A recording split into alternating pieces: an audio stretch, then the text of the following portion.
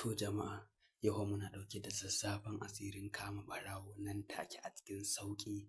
Ina mutumin wanda aka yi wa sata wanda kuma ko da in dai har sata ya ce bata wuce wata ɗaya ba, to insha Allahu Rabbi ina tabbatar maka nan take kana buga wannan aiki sai ka kama ɓarawon. Har inda kake sai ya zo ya ce wane ni ne nan na ɗauka maka kaya don haka gashi kai ko an sai da kayanka ko kuma an cinye kayanka ko ma menene aka ɗauka.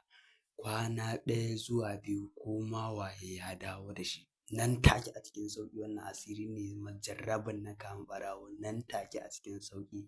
Ɓarawo ko daga wace uwa duniya yake, wannan asiri idan ka buga shi nan take sai ka kama shi ko waye. Ko kwace ma kaya kai kan hanya ko kuma a gida aka ɗauke ma ko a shago ko kana tafiya ko ma dai a yane dai aka raba ka da kayanka.